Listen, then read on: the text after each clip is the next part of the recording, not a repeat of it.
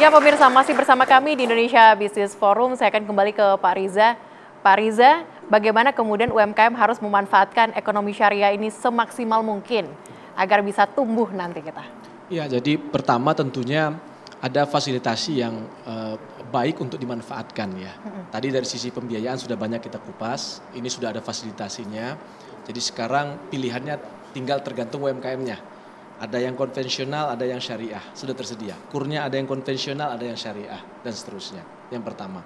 Nah yang kedua adalah tentu kami mendorong untuk dibangun klasterisasi tadi. Ya, agak sulit untuk masuk ke dalam rantai pasok, apakah itu tadi ke MBG misalnya, atau ke rantai pasok nasional, atau bahkan global, UMKM kita kalau sendiri-sendiri. Gitu ya, sehingga skala ekonominya terpenuhi. Jadi kami ingin mendorong itu. Nah yang ketiga tentu kaitannya dengan digitalisasi. Ya, suka tidak suka ini harus kita rebut ruang ini. Dalam kaitan dengan itu tentu kita mendorong akan ada kepastian produksi dalam negeri kita ini bisa masuk ke dalam marketplace dan bisa menjadi tuan rumah juga ya dalam kaitan dengan konsumen kita yang cukup besar ini. Nanti ini bisa dimanfaatkan. Nah yang keempat tentunya adalah terkait dengan sertifikasi-sertifikasi yang ada. Kami di Kementerian UMKM insya Allah tahun ini akan meluncurkan festival kemudahan berusaha dan pelindungan usaha mikro dalam rangkaian untuk memastikan 9 fasilitasi pemerintah itu bisa didapatkan oleh UMKM kita. Antara lain apa tadi saya sebutkan, legalisasi terkait dengan nomor induk berusaha, yang kedua itu terkait dengan PIRT dan termasuk juga sertifikasi halal. Jadi sertifikasi halal ini tadi yang benar disampaikan oleh Ibu, ini juga ada skema yang gratis. Ya, kalau kita lihat misalnya sekarang ada 1,5 juta UMKM kita yang sudah dapat sertifikasi halal, 93% lebih itu melalui self declare yang gratis tadi itu. Nah ini yang tentu perlu ada pendampingan, ini yang kami lakukan. Insya Allah ini tahun ini targetnya bisa 3,5 juta bisa terpenuhin dan itu akan memberikan peluang yang lebih besar lagi pada UMKM kita untuk bisa tumbuh. Oke, peluang untuk UMKM lebih tumbuh lagi. Kalau dari Pak Dadan seperti apa Pak Dadan? Kalau dari persiapan BGN sendiri untuk menyerap lebih banyak UMKM, ini kan waktunya cukup panjang nih Pak, sampai 2029 nantinya. Ya, tentu saja. Makan bergizi ini adalah program investasi terbesar pemerintah Indonesia terhadap SDM masa depan. Tetapi jangan lupa ketika kita harus menyajikan makan dengan menu bergizi seimbang, yang dibutuhkan adalah bahan baku. Dan oleh sebab itu sebenarnya yang diuntungkan adalah para usahawan karena dana yang ada itu 85% nanti akan digunakan untuk membeli bahan baku. Badan Gizi ini membuka dua hal. Pertama, menciptakan market baru, yaitu 82,9 juta. Itu adalah market baru yang belum pernah ada sebelumnya. Yang kedua adalah sebagai optaker terdepan bagi produk-produk lokal. Jadi kalau satu satuan pelayanan yang melayani 3.000 orang itu bisa mendapatkan 8 sampai 10 miliar per tahun, di mana 85% untuk penyerapan baku dan kemudian 10% untuk membayar para pekerja, itu adalah peluang bisnis yang luar biasa.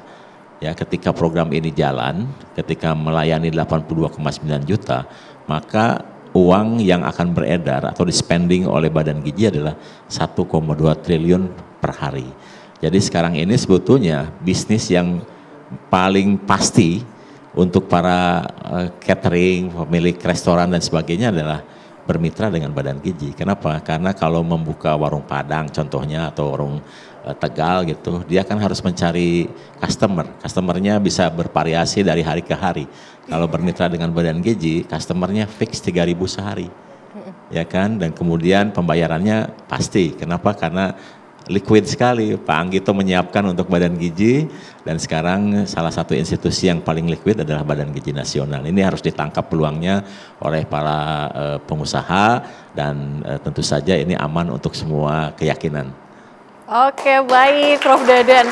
Tapi kalau dari Ibu Munifa sebagai mungkin perwakilan juga dari PPUMI, apa kemudian yang diharapkan dan dibutuhkan dari UMKM itu sendiri? Kami adalah pelaku. Dan kami mendampingi pelaku. Di samping kami para regulator, Kementerian Keuangan, Badan Gizi Nasional, UMKM. Karenanya kami harus bekerja sama dengan Badan Gizi Nasional se-Indonesia. PPUMI itu punya 38 provinsi.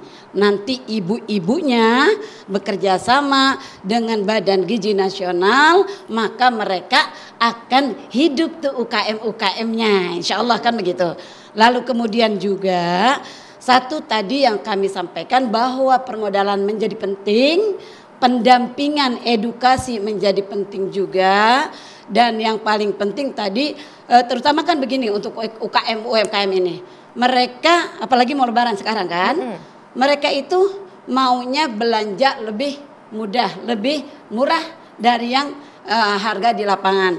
Maka kami selaku pelaku di lapangan kami mencoba untuk menyiapkan lembaga keuangan mikronya yang terus kami berupaya untuk quote and quote untuk kasakusuk sedemikian rupa, recokin Kementerian Keuangan dengan PIP-nya. Untuk apa? Supaya kami izinnya udah kami urus loh ke OJK. Maka kami harus betul-betul memanfaatkan regulasi ini bisa diterapkan. Ya. Satu contoh kami punya LKM Lembaga Keuangan Mikro PPUMI. Itu mulai dari pendirinya sampai yang berangkat semuanya kepada nasabah sampai nasabahnya 100% perempuan. Lalu begitu juga sekarang kita lagi coba membangun kerjasama koperasi PPUMI. Itu dengan kerjasama perusahaan besar untuk apa? Untuk memasok kepada kami supaya memutus mata rantai. Yang tadi jualannya harganya tinggi, bagaimana caranya harga itu bisa diserap oleh mereka dengan harga yang murah. Itulah yang bisa kami ini kan untuk pasukan kami tentunya ya, para pelaku di masyarakat. Yang terpenting dengan Badan Gizi Nasional ya Pak ya. Se-Indonesia ini ibu-ibu para UKM mereka nanti bisa bekerja sama menyiapkan makanan bergizi untuk anak-anak kita. Insya Allah aman, halalan, thayyibah. Oke, siap, baik. Terima kasih. Tapi mungkin ini terakhir, Prof. Anggito, ini apa sih regulasi yang disiapkan dari Kementerian Keuangan untuk mendorong ekonomi syariah, untuk UMKM juga mungkin ke depannya lebih maju lagi? Ya, prinsipnya kami memfasilitasi tumbuhnya ekonomi syariah secara inklusif ya. Nah, sekarang memang ekonomi syariah itu tumbuh tetapi kontribusi kepada perekonomian nasionalnya masih tidak sebandingkan dengan ekonomi konvensional. Nah, di sektor keuangan kami sudah memberikan beberapa insentif ya, apakah itu insentif berupa fiskal, perpajakan, kemudian insentif juga kalau dia membayar zakat bisa menjadi faktor pengurang pendapatan bruto perpajakan, kemudian untuk penerbitan surat berharga syariah negara itu lebih besar sehingga memberikan kesempatan untuk menarik pembiayaan syariah.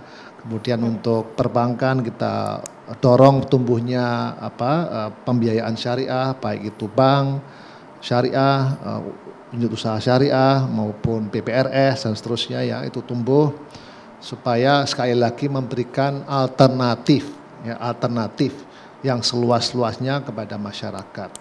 Islam sebagai rahmatan lil alamin kan, jadi artinya memberikan kesempatan kepada seluruh umat untuk bisa mendorong ini. Saya juga ingin menggarisbawahi pembentukan BPJPH dan Badan Haji itu sebagai milestone ya, milestone bahwa pemerintah itu betul-betul ingin mendorong tumbuhnya ekonomi syariah.